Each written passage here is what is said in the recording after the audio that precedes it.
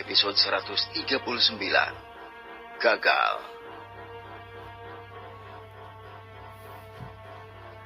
Di hadapan semua orang, Fei Hung tidak mengatakan apa-apa lagi dan menghilang dengan cepat, seolah-olah dia tidak pernah datang ke situ. Semua orang terkejut ketika mereka melihat Fei Hung yang tiba-tiba menghilang begitu saja di hadapan mereka semua. Tertegun sejenak selama beberapa detik dengan apa yang terjadi di depan matanya. Shinji mengerti bahwa kekuatan pemuda yang luar biasa ini berada di luar pemahamannya. Mungkin kemampuannya tidak bisa diukur dengan akal sehat. Shinji tidak akan heran jika pemuda ini seperti dewa yang turun dari surga ke dunia mereka. Semua tindakan dan kemampuannya yang luar biasa menunjukkan hal ini. Mengambil tangan kecil Huan Yin, Shinji mulai berjalan di dalam kediaman. Inar, bagaimana kalau aku membuatkanmu sesuatu yang enak untuk dimakan? Shinji menyukai gadis kecil yang cantik ini. Huan Yin mengingatkan Shinji ketika Shin Wanying ketika masih sangat kecil dulu. Iya. Huan Yin mengangguk dan berjalan bersama Shinji sambil memegang tangannya. Shin Yan baru keluar dari linglungnya dan mulai memberi perintah untuk membersihkan dan memperbaiki kerusakan pada kediaman keluarga saat patriark dan yang lainnya kembali. Sedangkan Shin Wanying sedang menatap tempat Fei Hung menghilang. Tatapannya tidak lagi dingin dan jauh seperti beberapa saat sebelumnya, tetapi sekarang mengandung perasaan kompleks di dalam dirinya. Dia tidak bisa mengatakan apa-apa, tetapi memegang tangannya ke dadanya, mencoba menyembunyikan apa yang dikatakan hatinya. Menghela nafas panjang, Shin Wanying berbalik dan memasuki kediaman mereka, mendekati Huan Yin dan ibunya. Sementara itu, Fei Hung terbang ke arah di mana sekelompok orang berada, yang diarahkan oleh koneksi yang dia miliki dengan Lin Meng. Sebelumnya, dia telah mendeteksi bahwa seorang pria parubaya yang berada di tahap ke-8 Ki Gathering telah melarikan diri dari tempat di mana para pria itu mengendalikan binatang iblis. Meskipun Fei Hung mungkin menahannya dengan auranya, dia tidak peduli dan membiarkannya pergi. Sekarang sepertinya pria itu sedang menuju sekelompok orang yang berada di luar kota.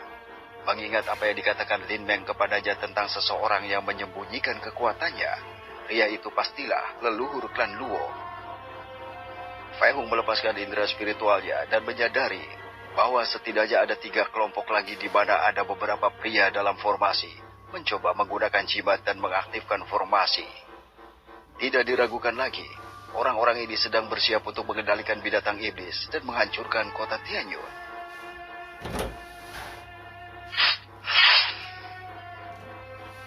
Fei Hung mengirim pedang lain dan membunuh mereka dengan mudah dari jarak jauh, dan memastikan tidak ada lagi orang-orang ini dengan melakukan serangan ke seluruh kota.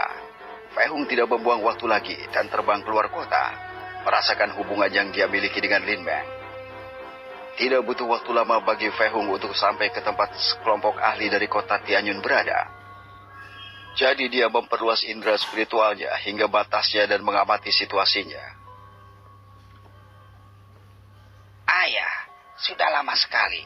Kakek pasti telah menghancurkan properti keluarga lain yang ada di kota Tianyun. Luo Zheng berbicara saat dia bertanya pada ayahnya, Patriark Luo Xian. Patriark Luo mengangguk dan juga berpikir sudah waktunya rencana mereka harus dilaksanakan. Sudah beberapa jam sejak tahap pertama rencana dimulai, jadi mereka akan segera mendapat kabar. Nah, tunggu beritanya sebentar lagi. Patriark Luo dengan serius memberitahu Luo Zheng untuk tidak khawatir. Baik, ayah. Luo Zheng mengangguk pada apa yang dikatakan ayahnya. Begitu kita mendapatkan berita dari utusan yang ada di kota, kita akan melanjutkan untuk mengirim lebih banyak binatang iblis ke arah wilayah klan lainnya. Anggota keluarga Luo dan keluarga King, serta keluarga Aristora kelas 1 di bawah naungan mereka, sedang beristirahat setelah melenyapkan lebih dari 300 binatang iblis. Tiba-tiba, sosok yang berlari dengan kecepatan penuh memasuki area dan menuju tepat ke tempat Patriark Luo dan Luo Zheng berada. Patriark King Luo dan King Zhen yang beberapa meter jauhnya mengamati ini juga.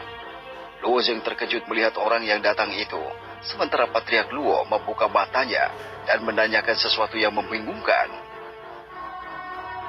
Oh, ayah, apa yang terjadi?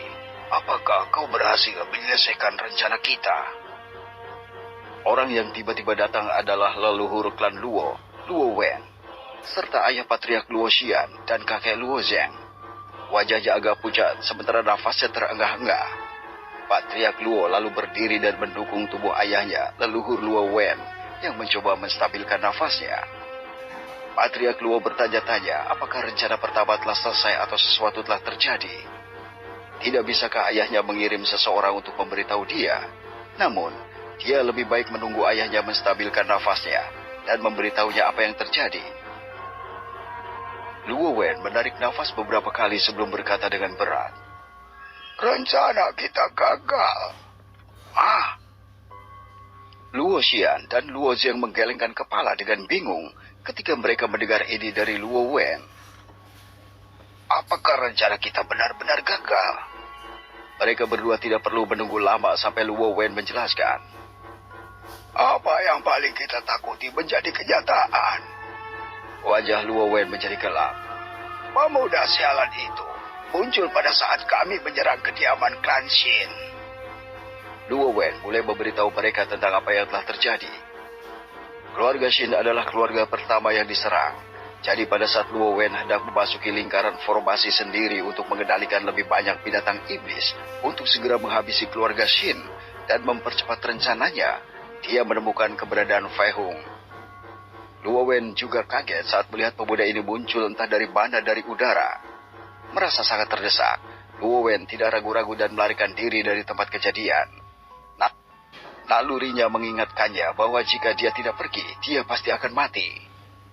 Luo Wen menggunakan semua energi internal yang dia miliki untuk berlari, jadi dia bisa mencapai mereka dalam waktu yang sangat singkat. Dia tidak ragu bahwa pemuda ini akan dengan mudah membunuh sebuah binatang iblis. Kemungkinan besar, Luo Feng, cucunya juga dibunuh oleh Fei Hung. Luo Xian dan Luo Zheng mengepalkan tangan dengan marah karena seseorang merusak rencana mereka. Apalagi ketika mereka mengetahui kalau Luo Feng telah dibunuh oleh orang itu juga. Mengapa orang seperti itu harus muncul saat ini? Luo Zheng adalah orang yang paling marah karena dia merasa bahwa dia lebih rendah dari pemuda yang berada di tingkat dewa yang misterius itu. King Ruo dan King Zhen mendekat ketika mereka melihat wajah gelap Luo Xian dan Luo Zheng dan melihat keadaan di mana leluhur klan Luo sudah tiba. Mereka berasumsi bahwa sesuatu telah terjadi dan ada seorang yang bersama mereka, seorang pria parubaya. Apa yang terjadi? Apakah terjadi sesuatu? King Ruo bertanya langsung pada Luo Xian begitu dia tiba. Bajingan itu muncul dan menggagalkan rencana kita. Luo Xian berkata dengan marah, mengatupkan giginya erat-erat. King Ruo terkejut dan juga tahu siapa yang mereka bicarakan. Pria itu adalah pria muda misterius yang dikatakan oleh penguasa kota yang telah mencapai tingkat dewa. King Zhen juga merasa tidak berdaya dan merasa rendah diri karena seorang pemuda seusianya lebih kuat darinya.